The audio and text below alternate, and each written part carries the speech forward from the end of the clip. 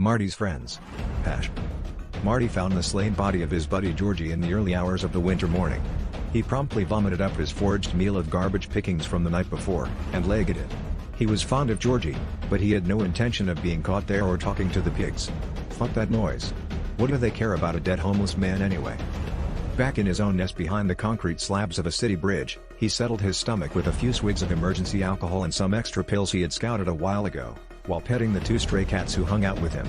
Several crows also hopped close. They knew Marty, an expert forager, often had nice food, and were mildly disappointed when he produced nothing for them. But they didn't leave him alone. If Marty listened to the local news, or joined the clusters of men huddled outside the city shelters, he would have known there was a killer on the loose, targeting homeless men. But Marty was that rare, genuinely solitary individual who had fallen on the outskirts of society as much by his own desires through misfortune and cruelty. He had only sought out his buddy that morning because he owed him cigs. Generally, he far more preferred the company of cats and crows to his fellow men.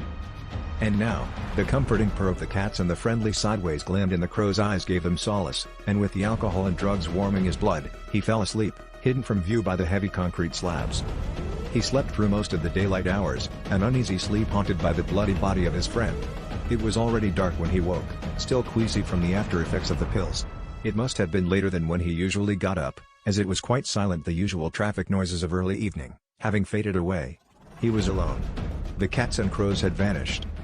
The wind whistled through the nearby buildings. Marty heard footsteps. The footsteps were coming towards him. Remembering the body, he picked up his bottle and smashed it against the concrete slab. Holding his makeshift weapon before him, he called out, "Hello?" The footsteps stopped. Marty felt dizzy and leaned against the slab to steady himself. The steps started up again, and the figure came into sight, stepping behind the slab, into his home. Marty gripped his smashed bottle uselessly and unsteadily. As the figure leapt towards Marty, the cats and crows attacked. The assailant yelped in surprise, but didn't drop his flashing knife. One of the cats fell to the ground, bleeding and howling.